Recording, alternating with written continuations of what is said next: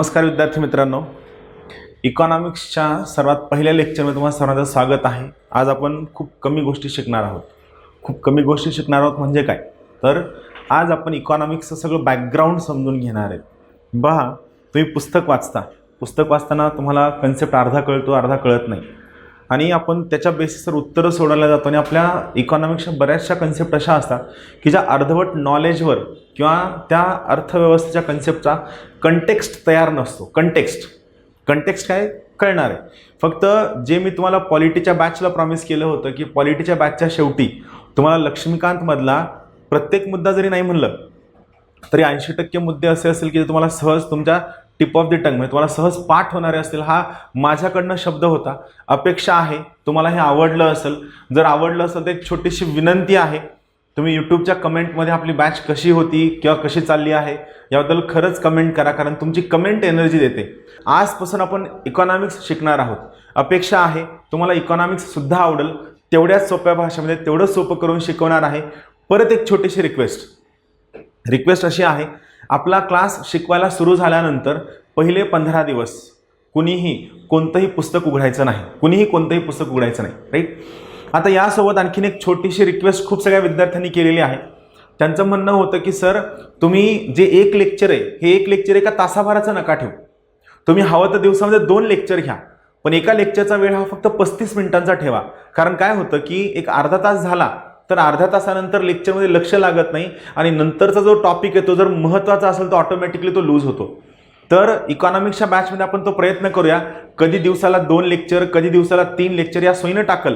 फक्त माझा स्वतःचा हा प्रयत्न असेल की आपलं जे लेक्चर आहे इकॉनॉमिक्सचं, हे लेक्चर मी शक्यतोवर 30 मिनिट, 35 मिनिट किंवा 40 मिनिट एवढंच ठेवण्याचा प्रयत्न करेल। बघूया तुम्हाला आवडतंय की नाही, तुमच्या सगळ्या सजेशन्स वेलकम आहेत। आपण सुरू करूया। सगळ्यात महत्त्वाची गोष्ट, आज आपण आपला जगाचा जो आर्थिक इतिहास आहे हा आपण थोडक्यात समजून घेणार आहे। हा समजून घेताना सुद्धा माझा स्वतःचा प्रयत्न हा असेल की फक्त स्टोरी न सांगता त्या स्टोरीमध्ये कोणते कन्सेप्ट इकॉनॉमिक्सचे क्लिअर होऊ शकतात का हे सुद्धा कव्हर करणं।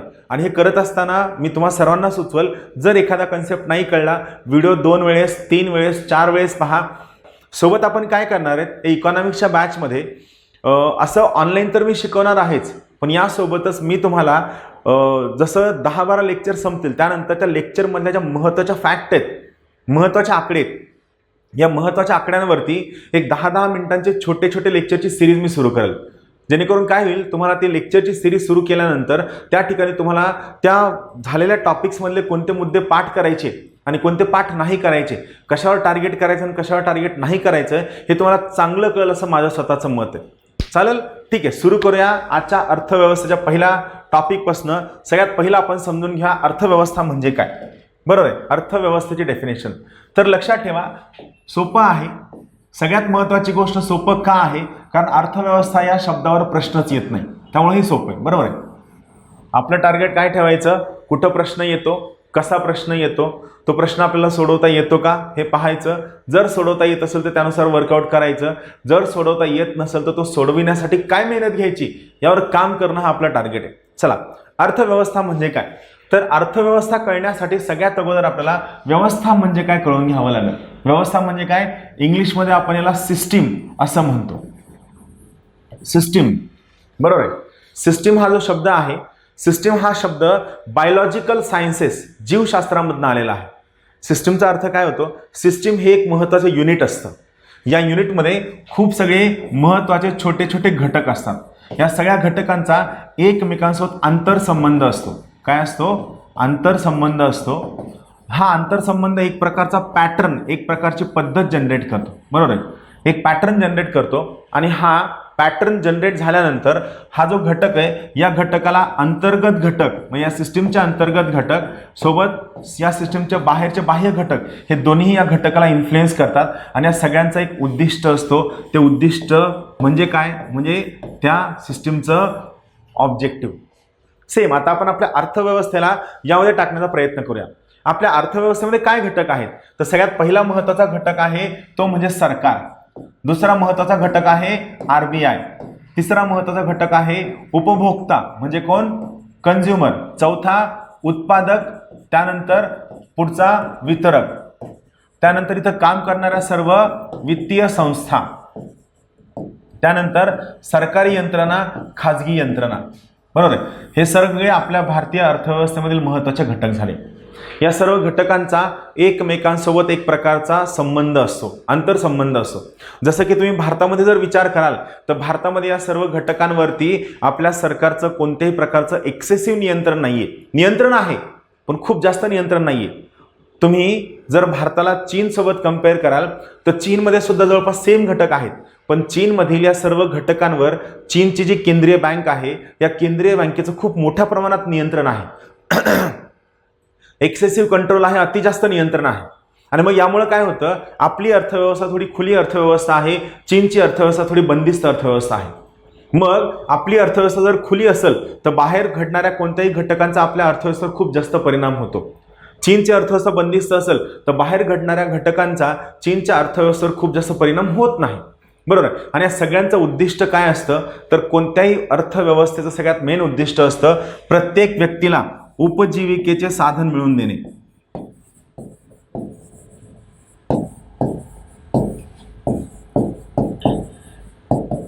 प्रत्येक व्यक्तीला उपजीविकेचे साधन मिळवून देणे हे काय असतं, प्रत्येक अर्थव्यवस्थेचं महत्त्वाचं उद्दिष्ट असतं. राहील लक्षात. तर इथं आपण काय पाहिलं, आपल्या अर्थव्यवस्थेचे काही घटक आहेत, या सगळ्या घटकांचा एकमेकांसोबत आंतरसंबंध आहे. या आंतरसंबंधांना बाहेरील घटक व अंतर्गत घटक परिणाम करतात. या सगळ्यांचे एक उद्दिष्ट आहे प्रत्येक व्यक्तीला उपजीविकेचं साधन म्हणजे मीन्स ऑफ लाईव्हलीहूड उपलब्ध करून देणं. हे अर्थव्यवस्थेची पहिली व्याख्या आहे. राहील लक्षात. ही आपली अर्थव्यवस्था आहे.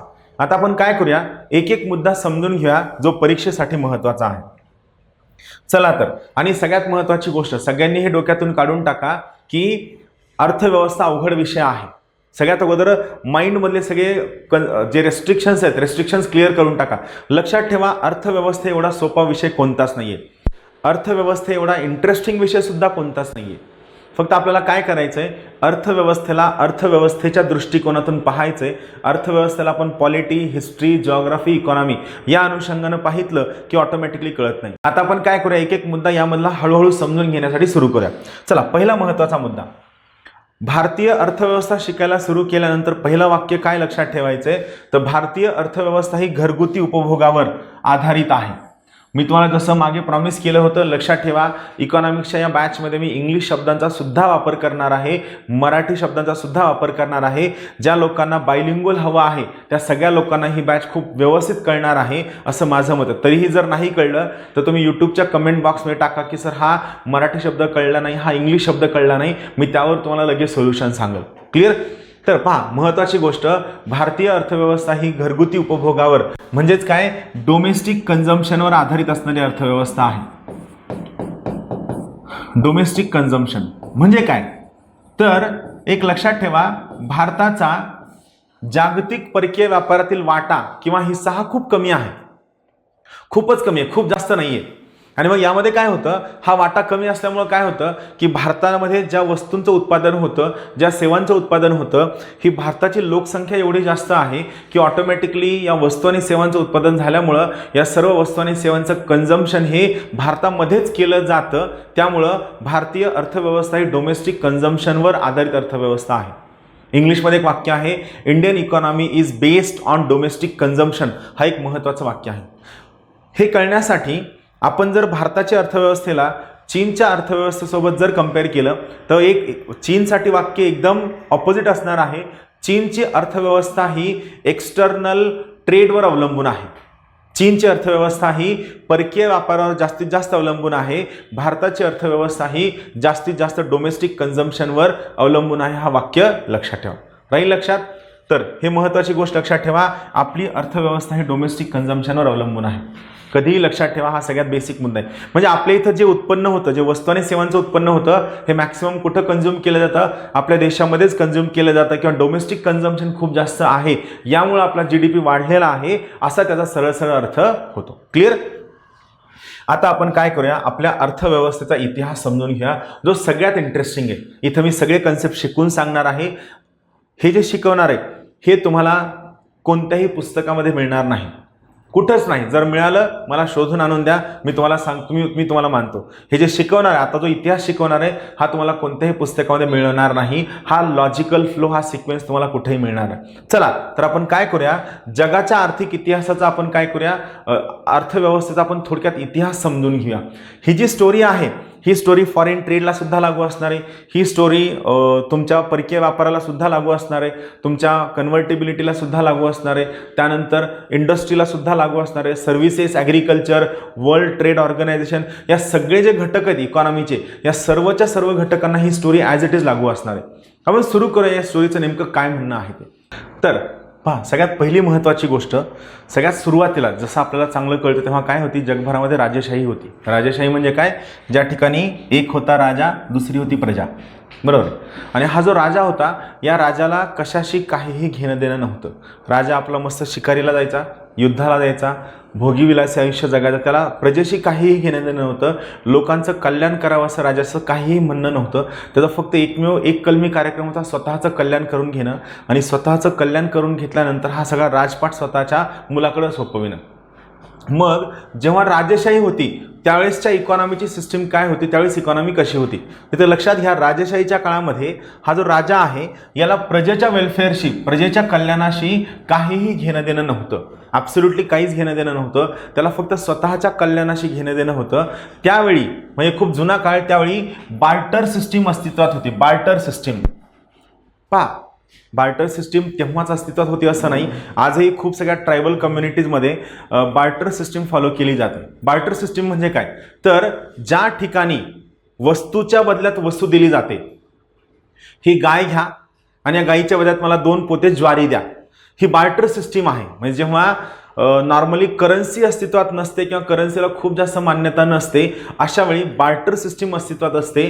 तर त्या काळी सुद्धा, राजाच्या काळात सुद्धा, ज्या ठिकाणी इकॉनॉमी खूप जास्त ऑर्गनाइज नव्हती, त्या काळामध्ये बार्टर सिस्टीम अस्तित्वामध्ये होती, ज्यामध्ये वस्तूच्या बदल्यात वस्तू असा व्यवहार, असा व्यापार केला जायचा.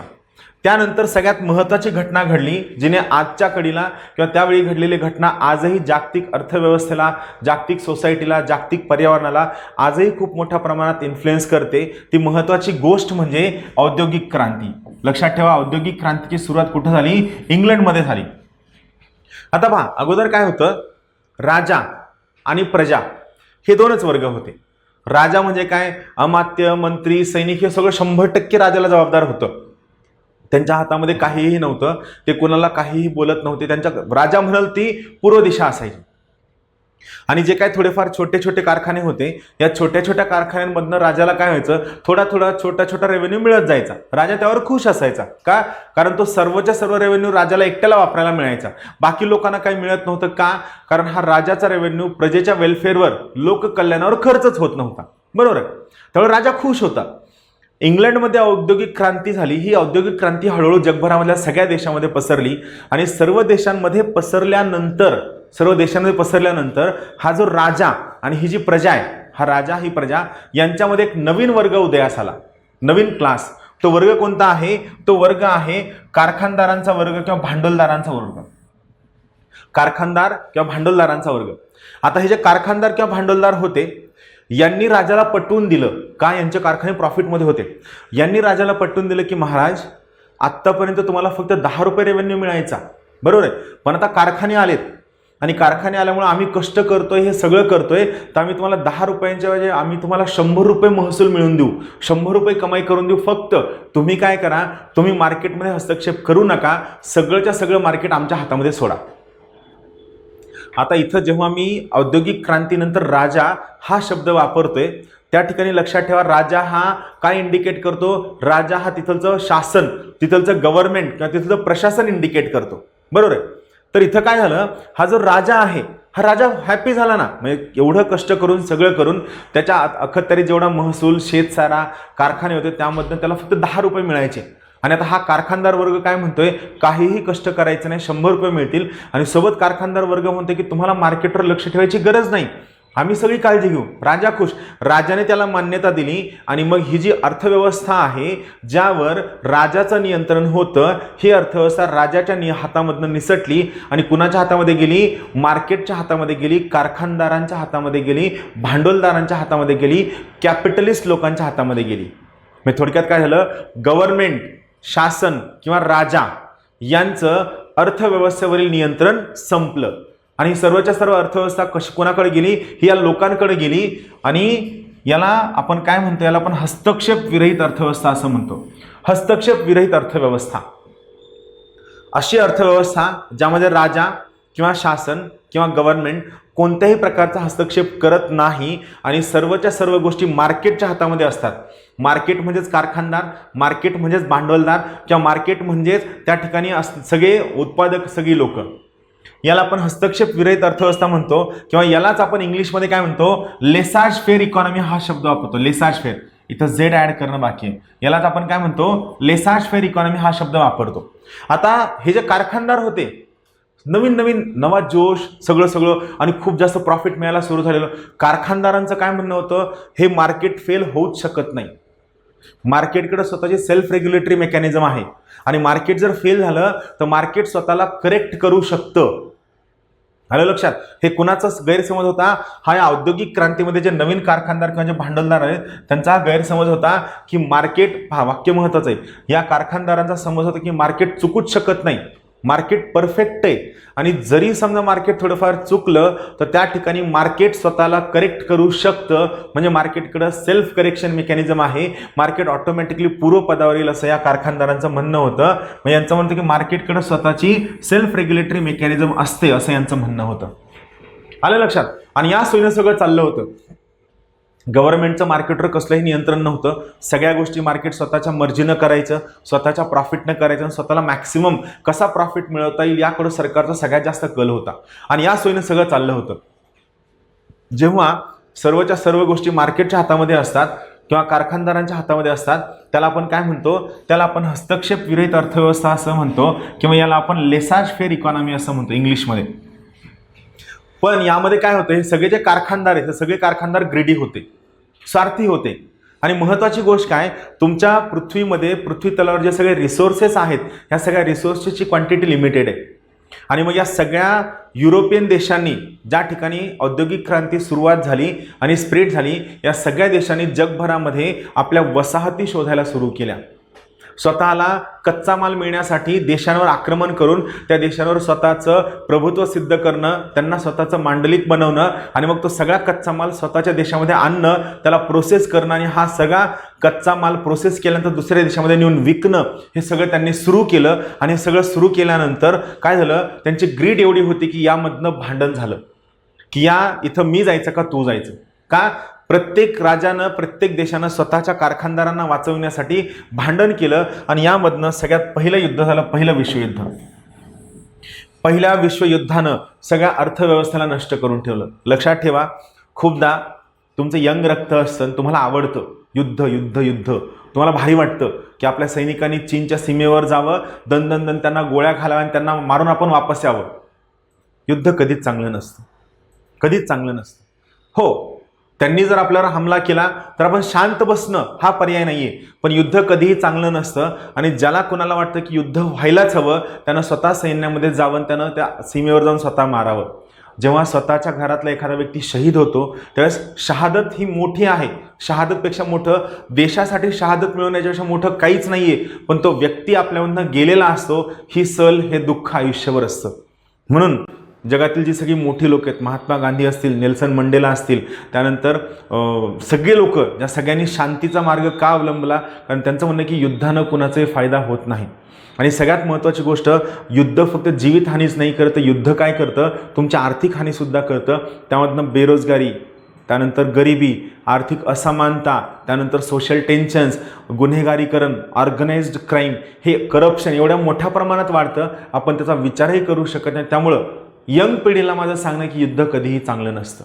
तर इथं काय झालं, इथं पहिलं विश्वयुद्ध झालं आणि पहिलं विश्वयुद्ध खेळण्यासाठी त्या युरोपमध्ये युद्ध होत असताना या युरोपमधल्या सगळ्या देशांनी काय केलं, स्वतःची जी सगळी आर्थिक ताकद आहे, स्वतःच्या सगळ्या इकॉनॉमिक पॉवर आहे, सगळ्या इंडस्ट्रियल ताकद ही सगळी काय केली, युद्धामध्ये लावली.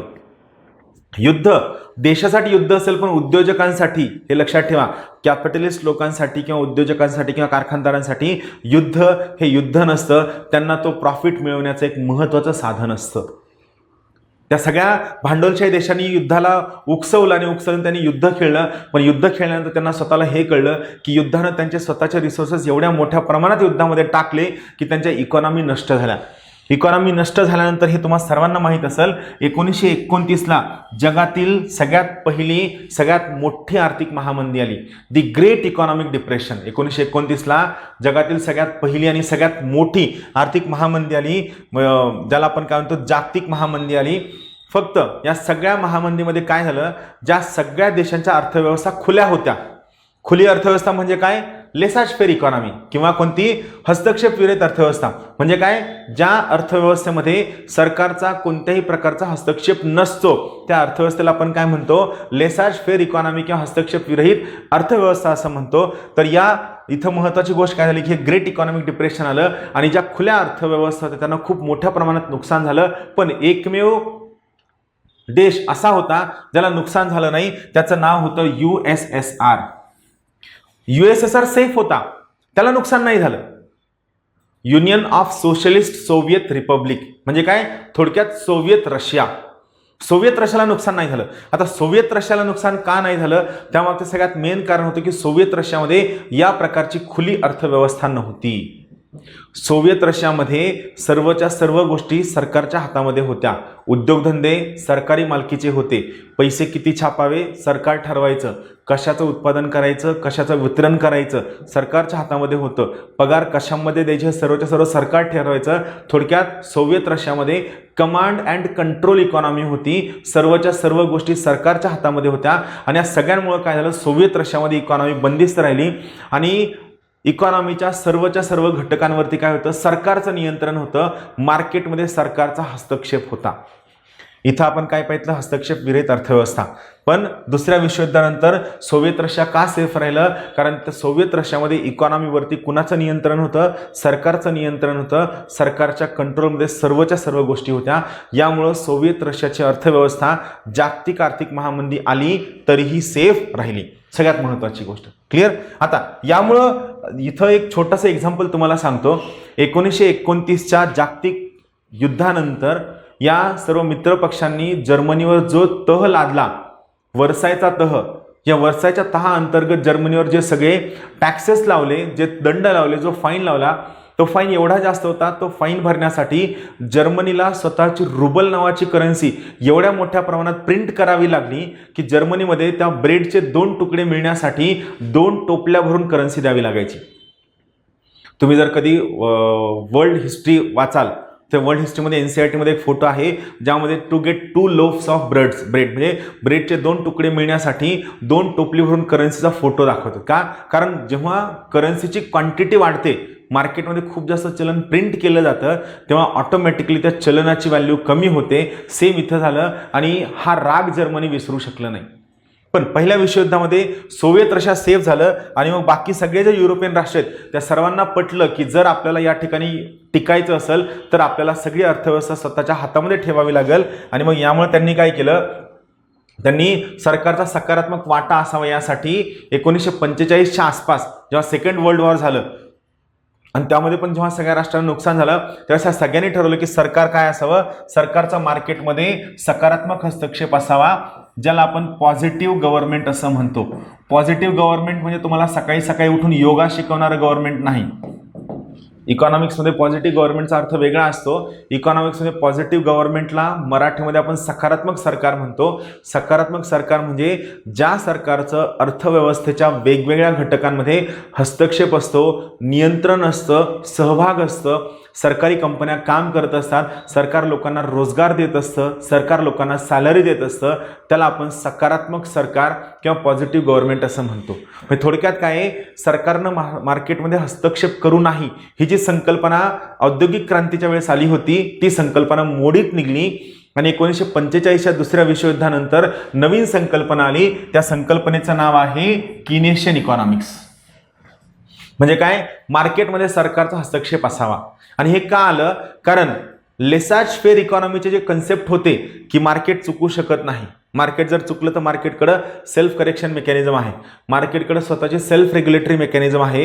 हे सर्वच्या सर्व संकल्पना, सर्वच्या सर्व कन्सेप्ट मोडीत निघले आणि हे कन्सेप्ट मोडीत निघल्यामुळे काय झालं, सरकारनं मार्केटमध्ये हस्तक्षेप करायला सुरू केलं, ज्याला आपण सकारात्मक सरकार, पॉझिटिव्ह गव्हर्नमेंट हा शब्द वापरतो. आणि किनेशियन इकॉनॉमिक्समध्ये मार्केटमध्ये सरकारचा हस्तक्षेप असतो, सहभाग असतो, नियंत्रण असतं, रेग्युलेशन असतं. उद्देश हा असतो की रोजगार निर्मिती व्हावी. काय असतं, रोजगार निर्मिती व्हावी. राहील लक्षात. तो सेकंड विश्वयुद्धानंतर कोणती संकल्पना आली, किनेशियन इकॉनॉमिक्स नावाची संकल्पना आली. पण यासोबतच सेकंड विश्वयुद्धानंतर, सेकंड वर्ल्ड वॉर नंतर हे सगळं जे जग आहे हे दोन महत्त्वाच्या पार्ट्समध्ये डिवाइड झालं. ते दोन महत्त्वाचे पार्ट्स कोणते आहेत, दोन महत्त्वाचे पार्ट्स आहेत. एक आहे अमेरिका, दुसरा आहे सोव्हिएत रशिया. आता आपण काय करूया, त्याच्याबद्दल आणखीन खूप चांगल्या पद्धतीनं इंटरेस्टिंगली शिकूया. तर इथं बेसिक काय लक्षात ठेवायचं आहे, दुसरं विश्वयुद्ध संपलं आणि दुसरं विश्वयुद्ध संपल्यानंतर या ठिकाणी हे पूर्ण जे जग आहे हे दोन भागामध्ये डिवाइड झालं, बायपोलर वर्ल्ड. एक होतं अमेरिका धार्जिनं भांडवलशाही असणारे देश, ज्या ठिकाणी अर्थव्यवस्था ओपन होती, मुक्त होती. दुसरं होतं रशिया धार्जनं, ज्या ठिकाणी समाजवाद होता, साम्यवादाचा प्रयत्न होता, अर्थव्यवस्था बंदिस्त होती.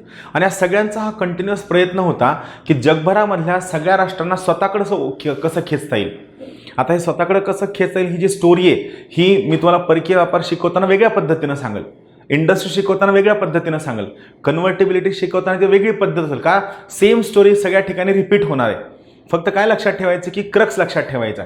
45 दुसरं विश्वयुद्ध संपलं. दुसऱ्या विश्वयुद्धामध्ये जग दोन भागामध्ये डिवाइड झालं. अमेरिका जे मुक्त अर्थव्यवस्थेला प्रमोट करणारं होतं, भांडवलशाहीला प्रमोट करणारं होतं. रशिया जे क्लोज्ड अर्थव्यवस्थेला, बंदिस्त अर्थव्यवस्थेला प्रमोट करणारं होतं. हा बेसिक मुद्दा होता. आणि याच वेळेस मग काय झालं की जगभरामधल्या सगळ्या राष्ट्रांना हे कळलं की किनेशियन इकॉनॉमिक्स आवश्यक आहे. किनेशियन इकॉनॉमिक्स म्हणजे जेव्हा अर्थव्यवस्थेमध्ये सरकारचा हस्तक्षेप असतो, सरकारचं नियंत्रण असतं आणि सरकारचा सहभाग सुद्धा असतो. हस्तक्षेप, नियंत्रण आणि सहभाग या तिन्ही गोष्टी सरकारच्या असतात. याला आपण किनेशियन इकॉनॉमिक्स असं म्हणतो. सोप्या भाषेमध्ये जेव्हा सरकार शाळा बांधतं, हॉस्पिटल बांधतं, रस्ते बांधतं, बंदरं बांधतं, सरकार स्वतः हॉटेल्स चालवतं, याला आपण काय म्हणतो, किनेशियन इकॉनॉमिक्स असं म्हणतो. किनेशियन इकॉनॉमिक्स कसं आहे, लेसाज फेअर इकॉनॉमिक्सच्या डायमेट्रिकली ऑपोजिट आहे. लेसाज फेअर इकॉनॉमीमध्ये सरकारचा कोणत्याही प्रकारे हस्तक्षेप नसतो.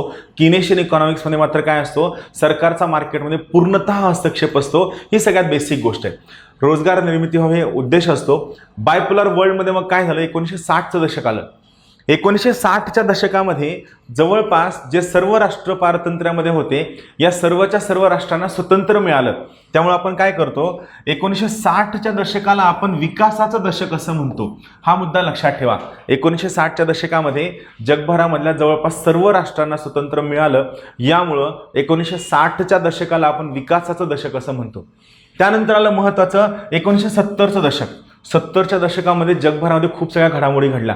अमेरिकन राष्ट्रपतीच्या हत्येचा प्रयत्न झाला. त्यानंतर भारत पाकिस्तान युद्ध झालं. त्यानंतर ऑइल शॉक आला. सोबतच अमेरिका व्हिएतनाममध्ये युद्ध हरत होतं. आणि यासोबतच अमेरिकेमध्ये अर्बनायझेशन क्रायसिस, अनएम्प्लॉयमेंट क्रायसिस, गरिबीचा क्रायसिस एवढ्या मोठ्या प्रमाणावर वाढला की जगभरामधल्या अर्थतज्ञांनी आणि पॉलिटिकल थिंकरनी 70च्या दशकाला डिकेड ऑफ क्रायसिस म्हणजेच काय, संकटांचं दशक हे नाव दिलं. पण हे सगळं होत असताना सगळ्यात महत्त्वाची घटना काय घडली, ज्या सर्व देशांची अर्थव्यवस्था मुक्त असते, एक बेसिक कन्सेप्ट लक्षात ठेवा, अर्थव्यवस्था किंवा सर्व घटक मुक्त असणं हे कोणत्याही देशासाठी चांगलं आहे. फॉर एक्झाम्पल, मी तुम्हाला एक अशी या प्रकारची एक रूम दिली. त्या रूममध्ये एक 10-15 Gbps सेकंडचं इंटरनेट दिलं, सगळे हवे नाही ते सगळे पुस्तकं दिले आणि तुम्हाला म्हणलं की या रूममध्ये बसूनच अभ्यास करायचा. मला सांगा, अभ्यास होईल का चांगला? नाही होणार. कारण बाकीची लोक कसा अभ्यास करतात, नोट्स कशा काढतात, उत्तरं कशी लिहितात, MCQ कसं सोडवतात, जोपर्यंत आपण जगभरामध्ये फिरत नाही, जगाचा एक्सपोजर आपल्याला मिळत नाही, तोपर्यंत आपल्याला या सर्व गोष्टी कळणार नाहीयेत. बरोबर आहे. या सगळ्या गोष्टींचा आपल्याला अंदाज येणार नाहीये. सेम झालं, ज्या सर्व अर्थव्यवस्था मुक्त होत्या, ओपन होत्या, या अर्थव्यवस्थांमध्ये संकट येणं कमी झालं. पण जे सर्व देश रशिया धार्जिने होते, ज्यांनी अर्थव्यवस्था बंदिस्त ठेवली होती, ज्यांनी अर्थव्यवस्थेमध्ये आयात कमी होती, निर्यात कमी होती, रुपयाची परिवर्तनीयता कमी होती, परकीय देशांसोबत व्यापार कमी होता आणि दुसऱ्या देशांसोबत कोणत्याही प्रकारचं टेक्नॉलॉजीचं, तंत्रज्ञानाचं हस्तांतरण कमी होतं आणि फंड्सचं म्हणजे भांडवलाचं हस्तांतरण सुद्धा कमी होतं, या देशांना आर्थिक अडचणींना सामोरं जायला सुरू झालं. आणि जो देश या बंदिस्त अर्थव्यवस्थेचा पुरस्कर्ता होता त्या देशाला सगळ्यात जास्त अडचणींना सामोरं जावं लागलं. का सामोरं जावं लागलं तर सगळ्यात महत्त्वाची गोष्ट 1970 नंतर ही संकट वाढत गेली आणि मग 1980चा मध्य आला. 80च्या मध्यामध्ये जगभरामधल्या सगळ्या देशांनी आर्थिक सुधारणांना सुरुवात केली. 1980 नंतर जगभरामधल्या सगळ्या राष्ट्रांनी आर्थिक सुधारणांना सुरुवात केली. भारत सुद्धा त्यामध्ये आहे. 1984ला इंदिरा गांधींची हत्या झाली, राजीव गांधी पंतप्रधान बनले आणि त्यांनी भारतामध्ये आर्थिक सुधारणांना सुरुवात केली. आर्थिक सुधारणांचा कळस पी व्ही नरसिंह राव आणि मनमोहन सिंग जरी झाले असले तरी 1980च्या मध्यामध्ये भारतामध्ये आर्थिक सुधारणांना सुरुवात कोणी केली? राजीव गांधी यांनी आर्थिक सुधारणांची सुरुवात केली. पण तुम्ही जवळपास 1900 पासून तुमची अर्थव्यवस्था बंदिस्त ठेवताय तर 5 वर्षात ती सुधारेल कशी? सेम सोव्हिएत रशियाचं झालं. सोव्हिएत रशियानं स्वतःची अर्थव्यवस्था एवढी क्लोज, एवढी बंदिस्त ठेवली होती की 1990ला सोव्हिएत रशियाला स्वतःची अर्थव्यवस्था सांभाळता आली नाही. आणि सोव्हिएत रशियाच्या अर्थव्यवस्थेला एवढ्या मोठ्या प्रमाणात तडे गेले की जेव्हा सोव्हिएत रशियाचे राष्ट्रपती मिखाईल गोर्बाचेव झाले, मिखाईल गोर्बाचेव यांनी सोव्हिएत रशियामध्ये आर्थिक सुधारणांचा कार्यक्रम सुरू केला आणि याच्या अंतर्गत त्यांनी पेरेस्ट्राइका आणि ग्लासनोस्त, परत एकदा सांगतो, मिखाईल गोर्बाचेव यांनी 1990 मध्ये पेरेस्ट्राइका आणि ग्लासनोस्त ही 2 अत्यंत महत्त्वाची नारे दिली आणि त्यावेळेस सोव्हिएत रशियाचं 11 देशांमध्ये विघटन झालं. आणि सोव्हिएत रशियाचं विघटन झालं की ऑटोमॅटिकली जे सर्व देश सोव्हिएत रशियाच्या बाजूला होते, मग तो पूर्वी युरोप असेल किंवा जे सगळे राष्ट्र होते त्यांना कुणीही वाली उरला नाही आणि या सगळ्या देशांना अमेरिकेच्या प्रेशरखाली आर्थिक सुधारणांना सुरुवात करावी लागली. यामुळे 1990-91ला आपण काय केले? आर्थिक सुधारणांना सुरुवात केली. आलं लक्षात? आर्थिक सुधारणांची सुरुवात, बॅकग्राऊंड कळलं. आता रिसेंट 1991 नंतर काय झालंय हा प्रत्येक मुद्दा आपण वेगवेगळ्या टॉपिकमध्ये शिकणार आहोत. इतिहास कळला कसा आहे? परत एकदा पहा. राजेशाही होती. राजा आणि प्रजा दोनच घटक होते. राजाला प्रजेच्या वेलफेअरशी काहीही घेणं देणं नव्हतं, फक्त स्वतःचं बेनिफिट पाहायचं होतं. बार्टर सिस्टीम होती. औद्योगिक क्रांती आली, इंग्लंडमध्ये सुरुवात झाली. औद्योगिक क्रांतीमधनं एक नवीन प्रकारच्या अर्थव्यवस्थेचा उदय झाला ज्याला आपण लेसाज फेअर इकॉनॉमी असं म्हणतो, हस्तक्षेप विरहित अर्थव्यवस्था असं म्हणतो, ज्यामध्ये मार्केटचं म्हणणं आहे मार्केटवर कुणीही हस्तक्षेप करता कामा नये. मार्केटकडे स्वतःची सेल्फ करेक्शन मेकॅनिझम असते, मार्केटची स्वतःची सेल्फ रेग्युलेटरी मेकॅनिझम असते, यामुळं हस्तक्षेप करू नका असं त्यांचं म्हणणं असतं. पहिलं विश्वयुद्ध 1929ला जगातील सगळ्यात पहिली मोठी आर्थिक महामंदी आली. पण या महामंदीपासून वाचलेला एकमेव देश होता म्हणजे सोव्हिएत रशिया. का तर सोव्हिएत रशियामध्ये लेसाज फेअर इकॉनॉमी नव्हती तर पॉझिटिव्ह इकॉनॉमी होती. ज्या अर्थव्यवस्थेमध्ये सरकारचा सहभाग असतो, हस्तक्षेप असतो आणि नियंत्रण असतं त्या अर्थव्यवस्थेला आपण पॉझिटिव्ह इकॉनॉमी असं म्हणतो. याच्या आधारावरती सरकार, सकारात्मक सरकार आलं ज्याला आपण किनेशियन इकॉनॉमिक्स असं म्हणतो. दुसरं विश्वयुद्ध, बायपोलार वर्ल्ड, 1960चं दशक ज्याला आपण विकासाचं दशक असं म्हणतो. 70चं दशक ज्याला आपण डिकेड ऑफ क्रायसिस म्हणजे संकटांचं दशक म्हणतो. 1980चं दशक म्हणजे काय? ज्या वेळेस आर्थिक सुधारणांना सुरुवात झाली 1990, सोव्हिएत रशियानं पेरेस्ट्राइका, ग्लासनोस्त ही 2 महत्त्वाची नारे दिली आणि 2 महत्त्वाच्या नाऱ्यांनंतर सोव्हिएत रशियाचं विघटन झालं आणि 15 स्वतंत्र राष्ट्रांमध्ये विघटन झालं आणि 1991ला आर्थिक सुधारणांचा कार्यक्रम सुरू झाला. राहील लक्षात? तर 1991च्या आर्थिक सुधारणांपर्यंत आपण स्टोरी आणून ठेवली.